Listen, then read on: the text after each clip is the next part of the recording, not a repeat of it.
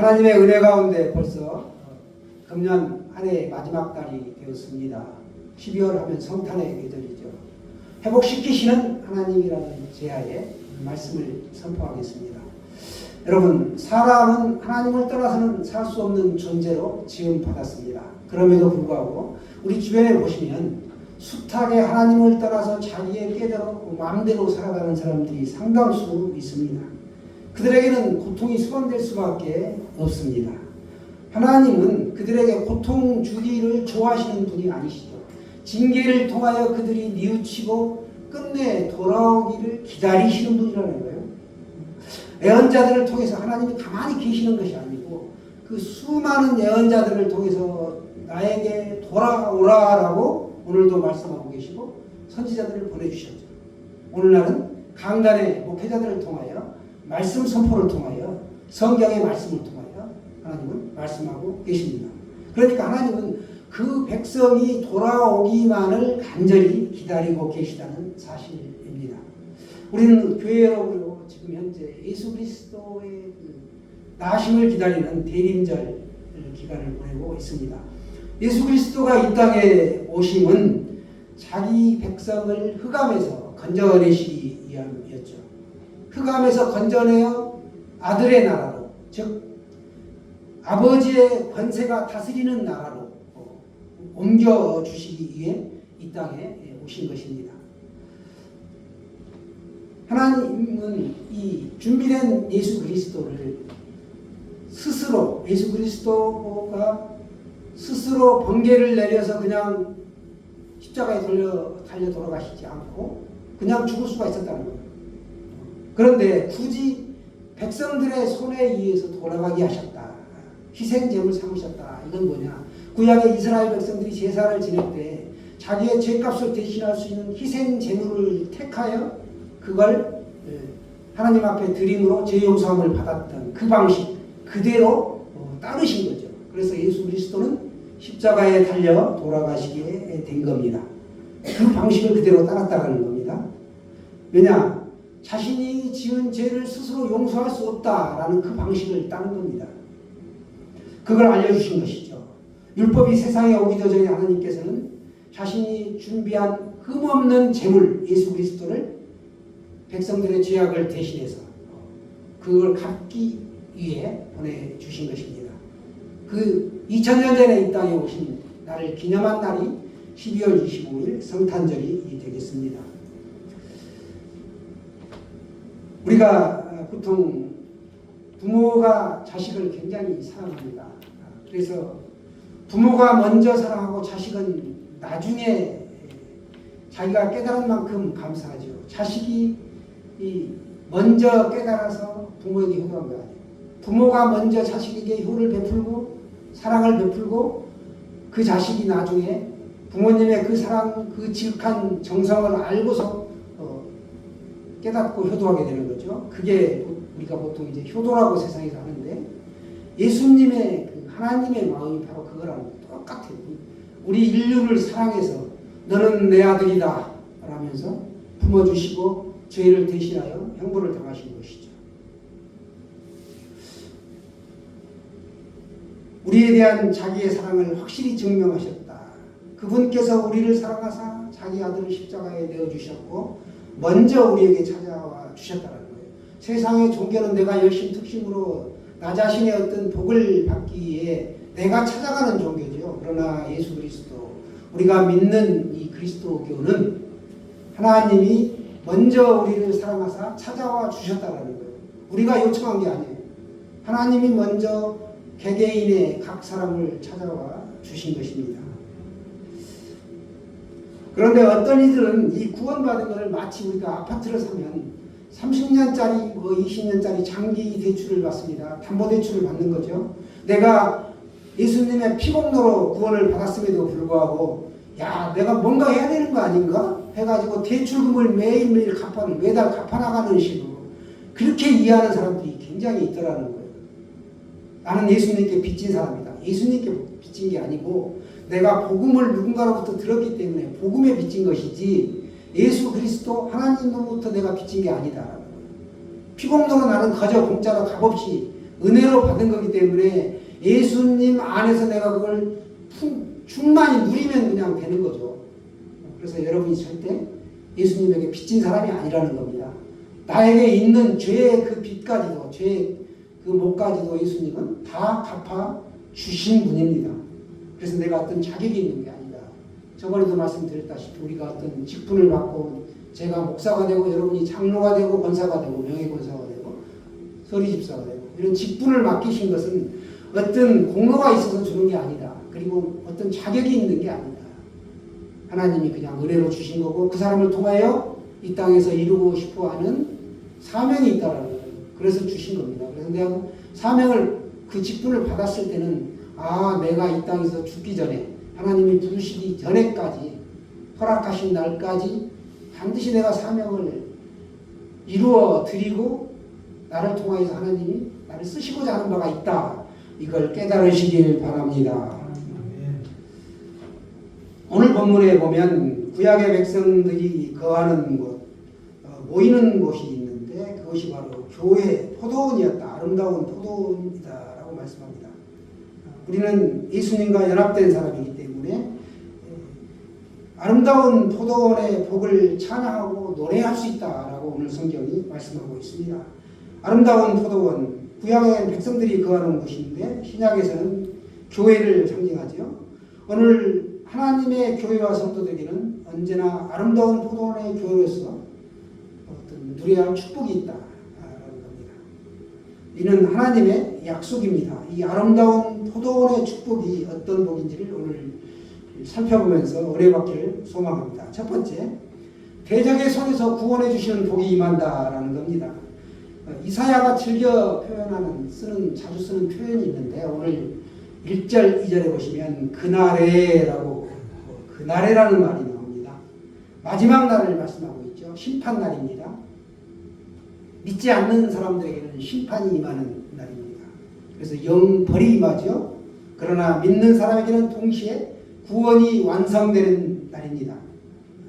그날에 여호와께서 그 견고하고 크고 강한 칼로 날랜 뱀 니오야단, 곧 꼬불꼬불한 뱀을 말함, 이렇게 말하는데 이 꼬불꼬불한 뱀, 이걸 보면 히브리 말인데요. 니오야단, 구부러진 것이 유난히도 많은 강이 유브라데 강입니다. 그 강에 위치한 바벨론을 니오야단이다라고 가리키고 있습니다.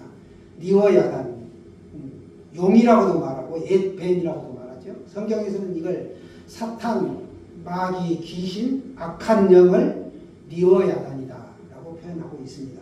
니오야단과 바다에 있는 용을 죽이시리라. 특별히 바다에 있는 용, 악어를 말하기도 하죠. 요즘 그렇게 해석이 되어 있습니다. 주석에 보시면 바다를 이스라엘 백성들은 굉장히 무서워했습니다. 왜냐하면 죽음이 바다에 있기 때문에 죽음의 신이 거기 산다는 거예요. 그런데 이 용은 바닷속 깊이 산다는 거예요. 그러면서 이걸 죽음을 먹고 사는 것이 바로 용이었다라는 겁니다. 그래서 이 사망을 먹고 사는 것이 용이기 때문에 이스라엘 백성들은 이 사망 권세를 굉장히 두려워한 것입니다.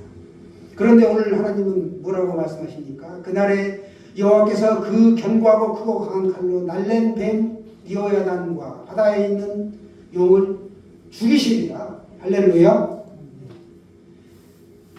이 뱀은 이스라엘 백성들, 주님의 교회, 하나님의 사람들을 대적하는 마귀를 상징한다라고 말씀드렸습니다.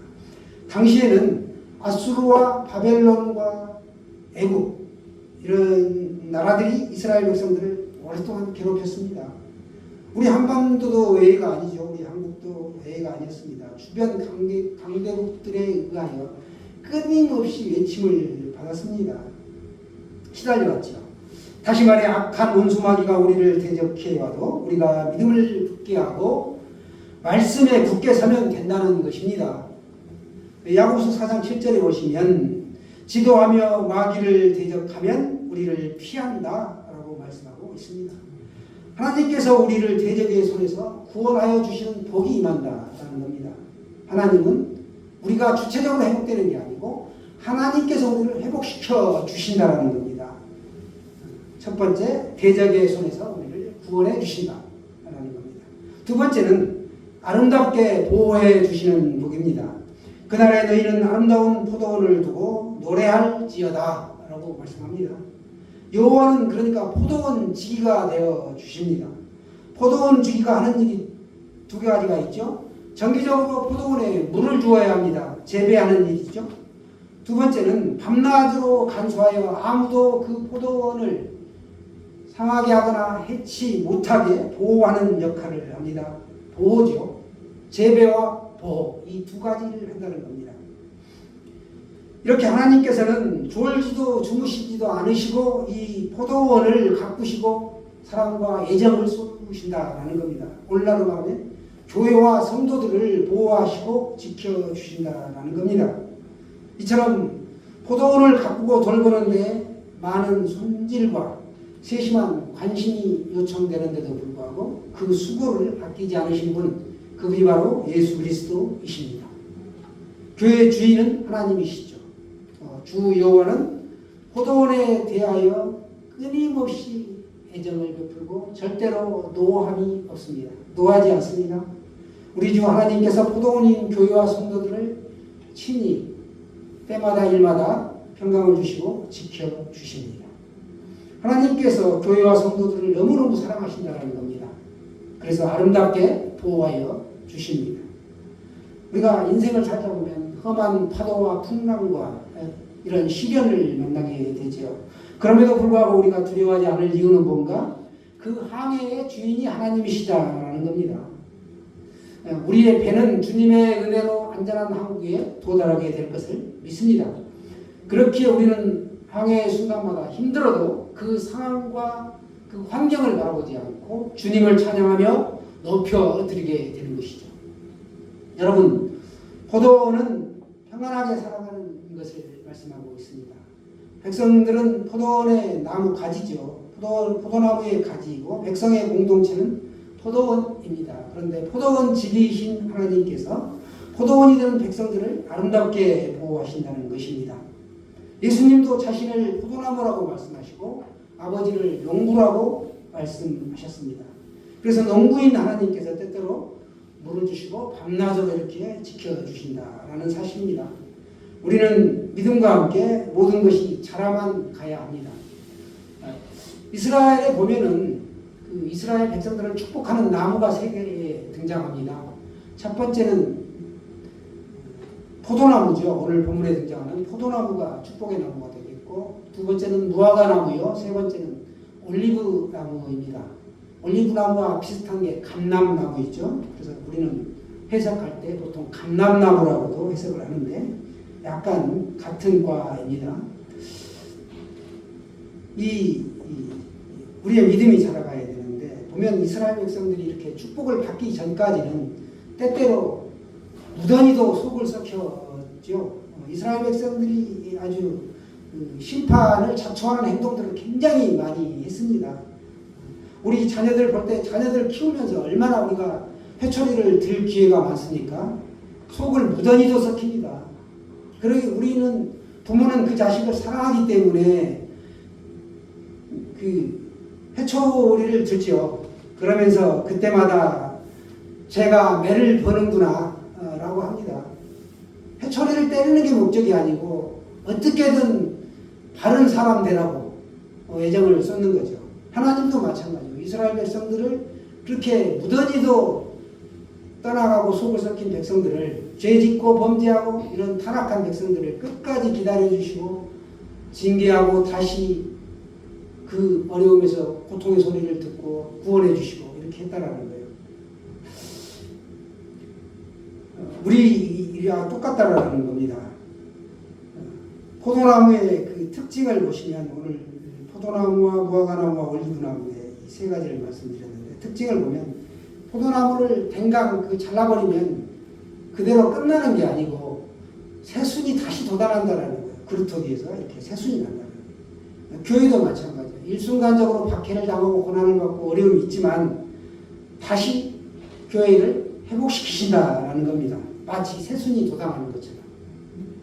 우리 교인들도 성도들도 마찬가지입니다. 살면서 어려움이 있지만 그건 잠시 잠깐이라는 겁니다. 하나님을 절대적으로 의지하는 것이야말로 우리가 신앙생활에 나타나는 모든 힘의 비결이고, 특별히 가진 것이 아무것도 없을 때 모든 것을 우리가 포도나무에서 취하는 것처럼 우리도 그렇게 회복될 수 있습니다. 우리가 받은 축복을 우리가 거기서 끝나는 게 아니고, 나 혼자 받고 누리는 게 아니고, 옆으로 흘려보내고 이웃으로, 교회로, 세계 만방으로 이렇게 흘러나가는 거예요. 그래서 오늘도 복음 들고 수고하시는 선교사님들이 얼마나 많습니까? 내가 못 가면 그분들을 위해 기도하고 물질로 돕는 거죠. 우리가 본다고 할 때 보통 우리가 육신의 눈을 가지고 있습니다. 그래서 육안으로 보죠. 또 마음으로 보는 희망이 있습니다. 훌륭한 의사는 그 사람의 마음을 감찰한다고 하죠. 예수님도 우리의 마음을, 심령골수를 다 아시고 말씀을 보십니다. 마음으로 보시는 거죠. 그리고 우리가 영의 눈으로 보는 또 영안이 있습니다. 육안, 심안, 영안, 이렇게 세 가지의 눈을 보고 우리가 세상을 보게 되는데, 하나님의 나라는 보이지 않는 세계라는 겁니다. 눈에 보이는 음식 40일 동안 안 먹고도 그 음식하고도 살 수 있죠. 그런데 눈에 보이지 않는 공기는 단 4분만 안 먹어도 우리가 살 수 없다라는 겁니다. 눈에 보이지 않지만 이 공기가 훨씬 음식보다 중요할 수가 있다라는 겁니다. 하나님은 눈에 보이지 않지만 이 보이는 세상을 만드셨습니다.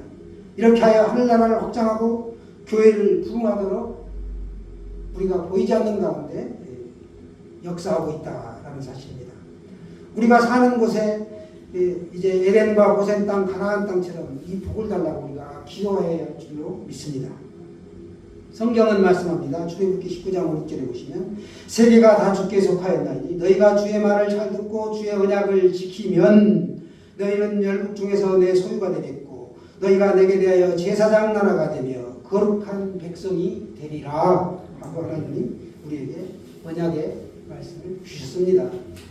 모든 대적의 손에서 우리를 구원해 주시고, 모든 또 백성에게 너희는 내가 내 백성이 된다라고 말씀하고 있습니다.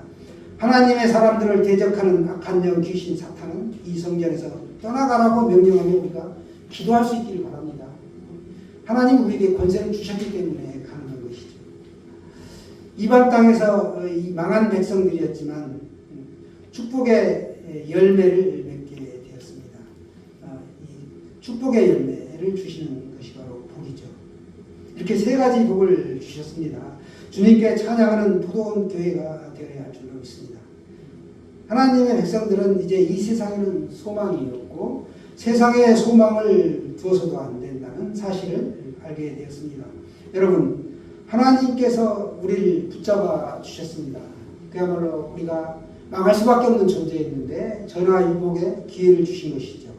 오직 하나님께만 소망이 있고 우리를 축복의 열매를 맺게 해 주셨습니다. 믿고 따르는 거죠. 저희가 할 수 있는 건 믿고 따르는 것, 그것입니다. 오직 하나님께서 교회를 회복시켜 주시고 축복의 열매를 맺게 해 주셨다라는 겁니다. 아름다운 이 포도원인 교회를 회복시키시는 하나님은 오늘 우리를 통하여 세 가지를 깨닫게 해 주셨습니다. 하나님은 대적의 손에서 우리를 구원해 주셨고 포도원을 특별히 아름답게 회복시켜 주셨다라는 겁니다. 그리고 축복의 열매를 맺게 주셨다라는 겁니다. 이렇게 우리가 하나님의 은혜 안에서 이 세 가지 복을 누릴 수 있으시길 바랍니다. 사랑하는 여러분, 회복의 은혜를 누리는 성도들이 다 돼요. 우리가 이웃에게 복을 흘려보내고 내가 또 하나님이 기뻐하시는 삶을 살아가시기를 축원합니다.